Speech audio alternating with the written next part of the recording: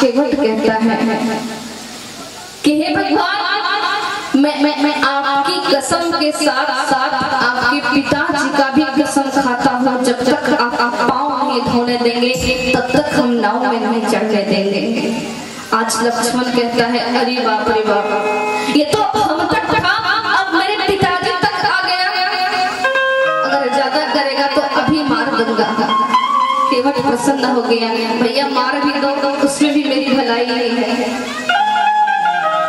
आज यहाँ की एक ऐसी चर्चा जिसमें मेरे प्रभु राम कोई भक्त से कह रहे हैं कि बेगी आन जल पाँव पखारो, हो तो विलंब उतरा नहीं पारो। कि आज परमात्मा भक्त से कह रहे हैं जल्दी से मेरा चरण पखार लो, क्योंकि हमें पार जाने में विलंब हो रहा है। आज केवट के पास कोई अच्छा पात्र नहीं, घर में कठोता रखा था, पत्नी को जल्दी से बुलाया, जल्दी चलो, अब हम सबों का जीवन, हम दोनों का जीवन धन्य हो जाएगा। आज कठोते में जल लेकर के चोट केवट माता जानकी और भगवान राम के चरण को पखारा है। आज चरण को पखारते समय परमात्मा से विनती की, प्रभु कहीं आप गिर ना जाइएगा, इसीलिए आप दोनों अपना हाथ मेरे मस्तक पर रखिए। आज केवल अपने हाथों को हमारी एक माता जी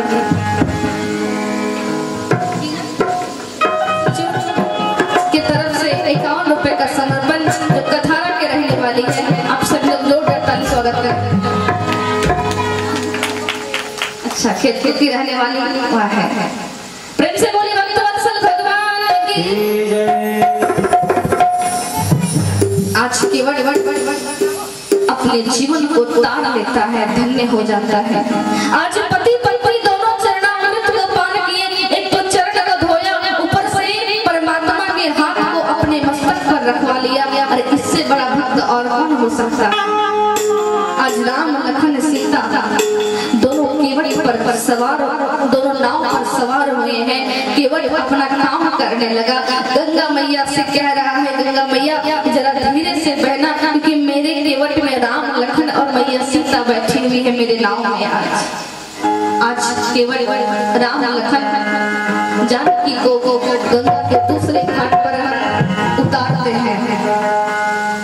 अब आप सभी लोग भली भांति जानते हैं कि वहां से मेरे प्रभु राम चित्रकूट की तरफ चलते हैं। चित्रकूट की तरफ रास्ते में तो बहुत सारी चर्चा है, मेरे प्रभु कौल मेलों से भी मिले, लेकिन जहाँ जहाँ की मुख्य चर्चा है वो मैं बताऊंगी कि चित्रकूट हो गया, पंचवटी हो गया, फिर मेरे प्रभु राम। आज चित्रकूट में प्रभु राम है और इधर भरत भैया को समाचार मिला कि मेरे राम वनवास चल गए हैं। एक भरत चरित्र की चर्चा तो यही होती है कथा प्रेम में, मेरे पास समय नहीं है। भरत चरित्र की कथा सुनने के लिए लोगों को सोचना पड़ता है। आज राम जो अपनी पीड़ा को लेकर के आए हैं, मेरे भैया पंखा का हवा खुद खा रहे हैं। अरे वाह, अच्छा मशीन लेट हो गया, क्षमा कीजिएगा। प्रेम से बोलिए भक्तवत्सल भगवान की। देखिए मशीन को भी पंखा की हवा चाहिए, और अब तो इंसान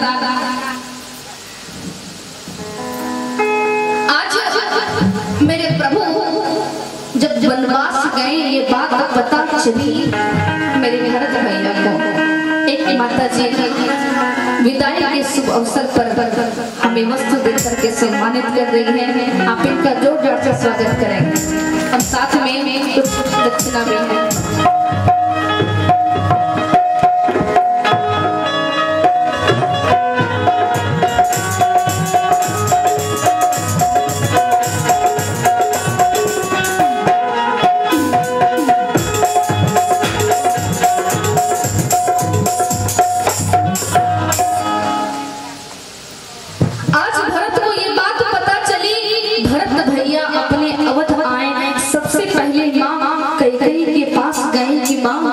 जी कहाँ है? आज कैकेयी बोलती है कि तुम्हारे पिता संसार में नहीं रहे। माँ, मेरे पिता संसार में नहीं रहे।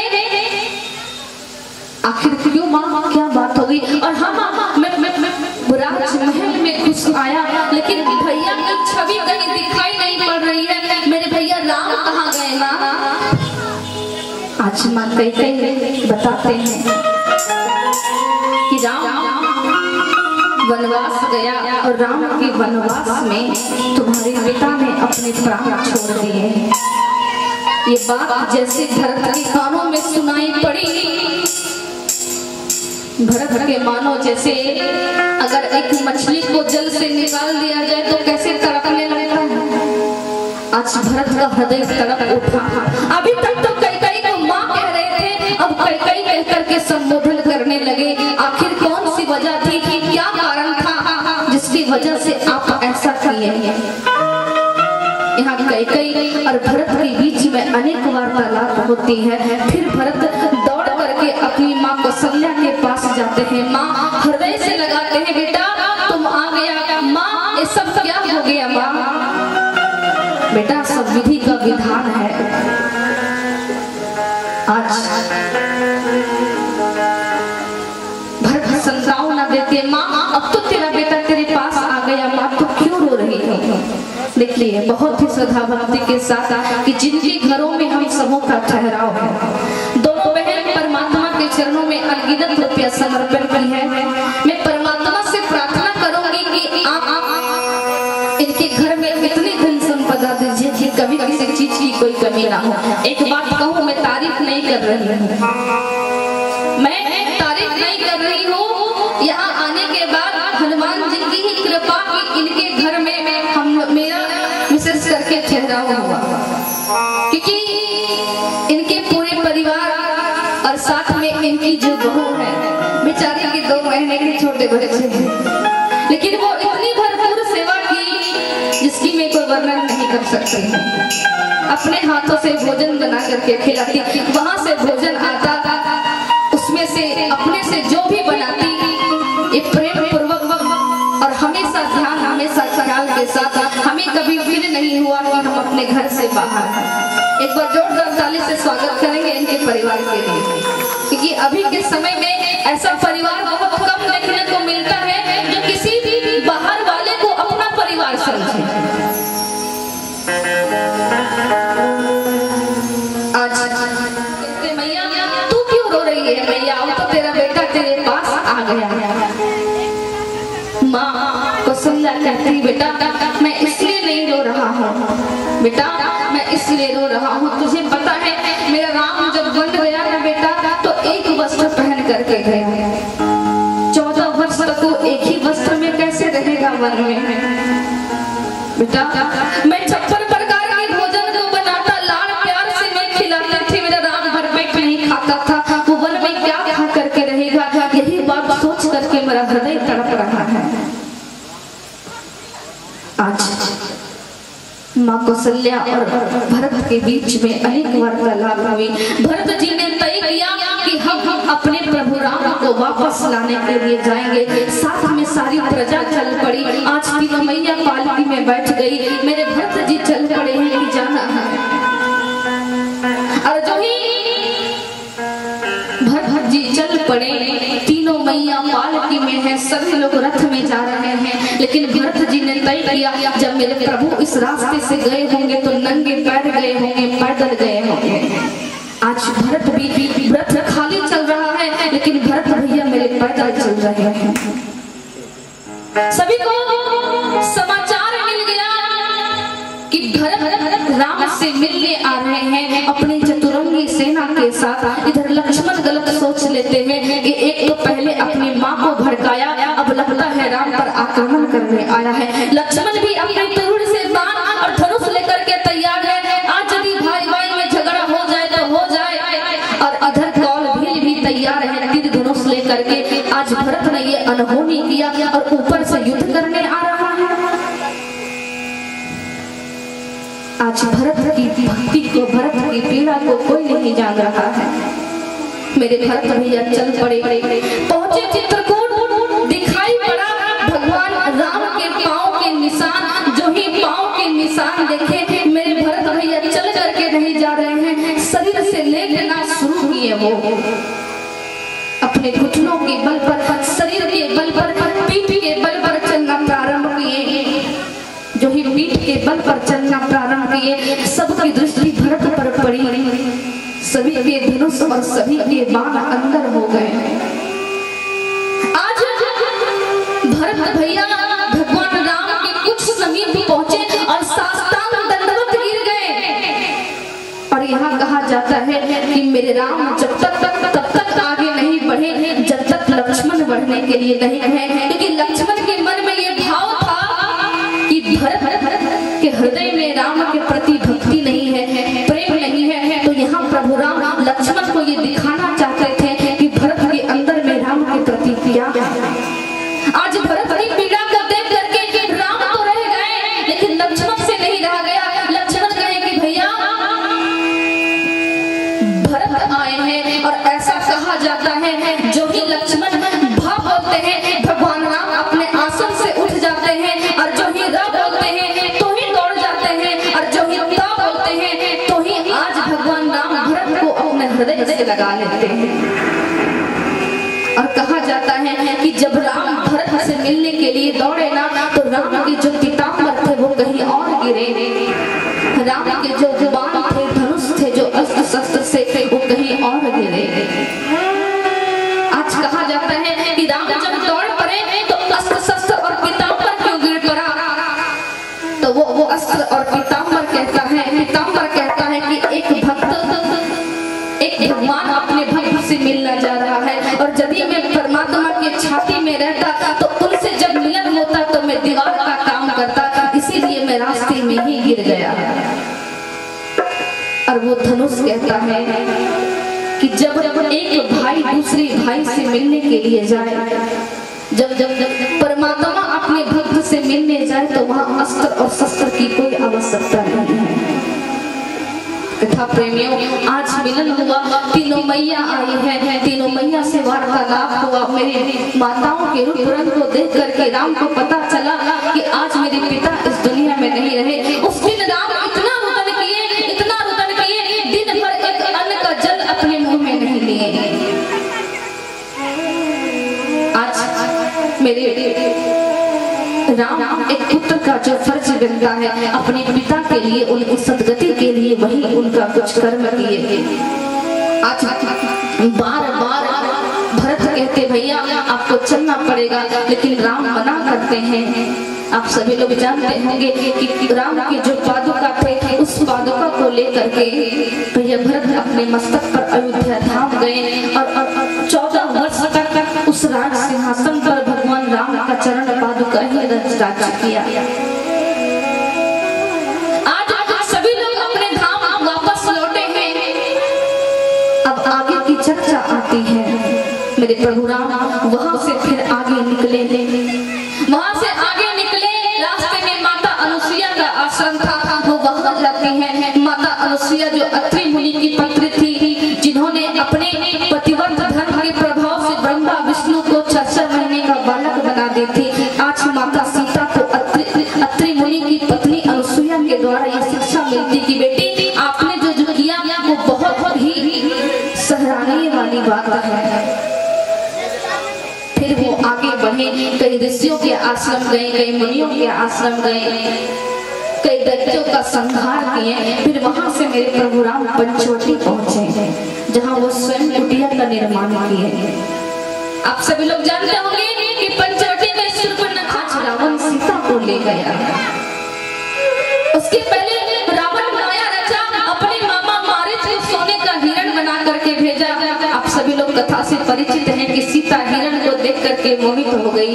इस क्रम में उनका हरण हुआ छलपूर्वक। अब राम एक परमपिता परमेश्वर रुदन करते हुए, विलाप करते हुए अपनी पत्नी को खोज रहे हैं, और यही वो चर्चा है कि पत्नी को खोजते माता सबरी के आश्रम गए थे। माता सबरी को आप सभी लोग जानते होंगे, जो जिन्हें उन्हें अधम जाति का नाम दिया गया है, एक भील जाति का नाम दिया गया है। वो सवर जाति की थी, इसलिए उनको सबरी कहा जाता है, क्योंकि माता सबरी का नाम कहीं वर्णन में नहीं आया है। हम सभी लोग सबरी माता के ही नाम से उनको जानते हैं।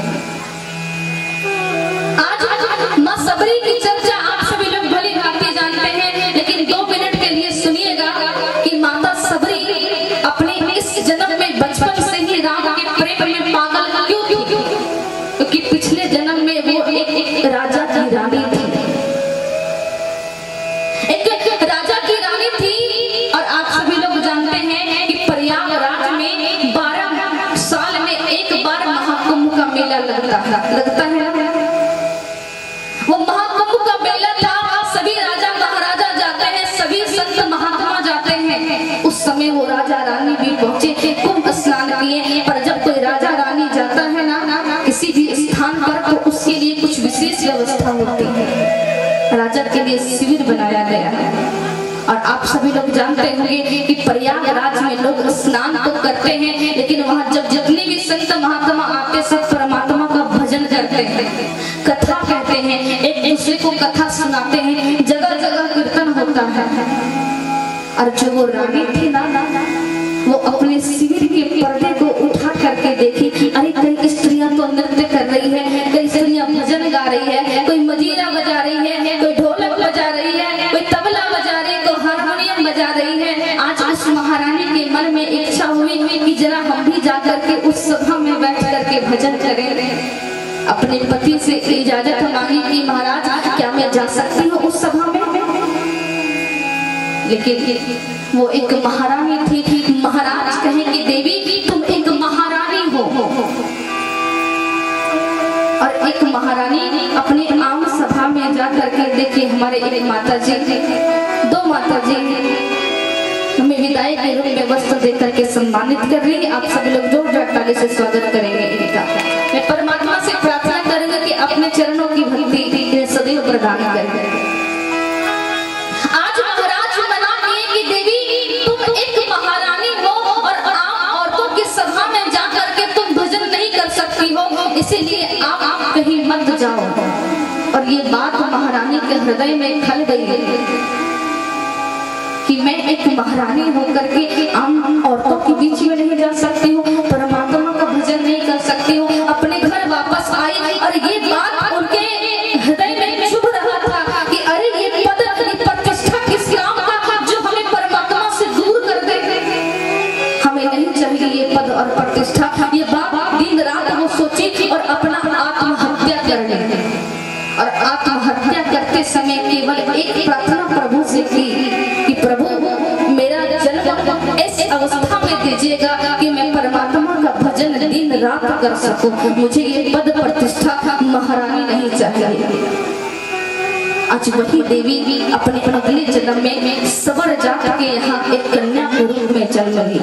बचपन से ही परमात्मा के प्रति बहुत भक्ति, लेकिन जब सबरी के माता पिता ने उस भक्ति को देखा, अरे लोग क्या कहेंगे, राम का नाम लेती है, कृष्ण का नाम लेती है, नाचती है, पुरुषों की सभा में जाकर के भजन गाने लगती है, मेरे नाम पर लांछन लग जाएगा, क्या किया जाए? तो एक उपाय है, विवाह कर दो।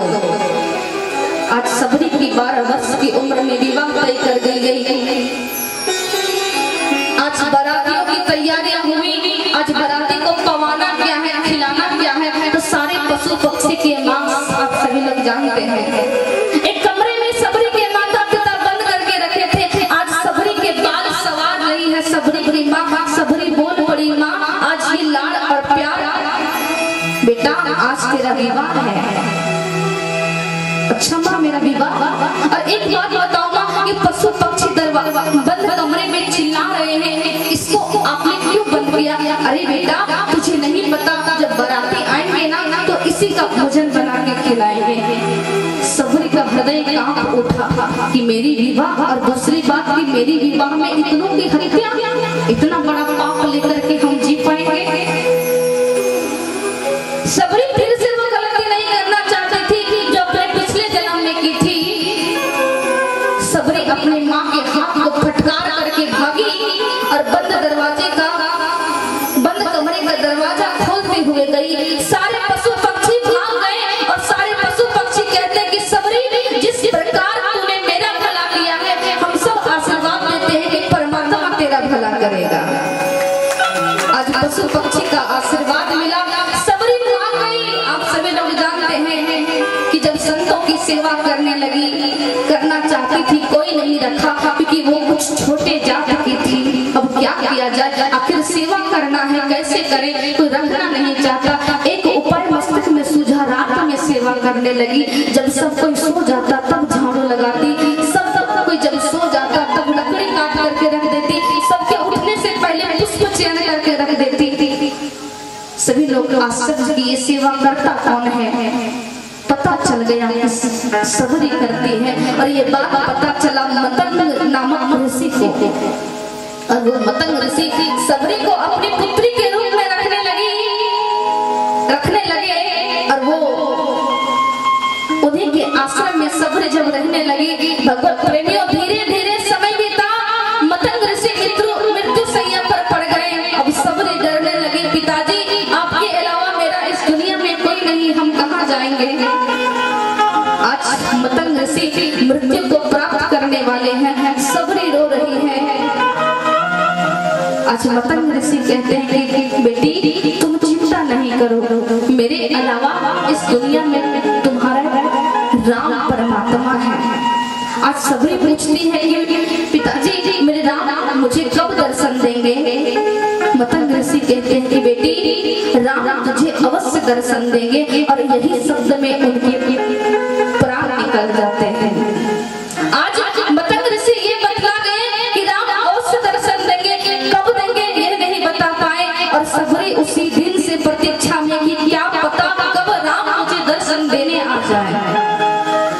रोज झाड़ू लगाती, फल चुन करके लाती, मीठे मीठे चख करके लाती, पुष्पों की सैया बिछाती, लोटे में जल ला करके रखती। हमारे एक चाचा जी 51 रुपए दान दिए हैं, परमात्मा इनका कल्याण करे। एक बार जोरदार ताली से स्वागत करेंगे इनका।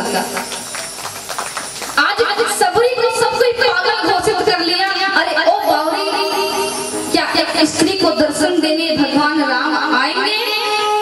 ये कभी नहीं हो सकता। लेकिन सबरी प्रतिदिन प्रतीक्षा करती और अपने मन में ये भाव लाती है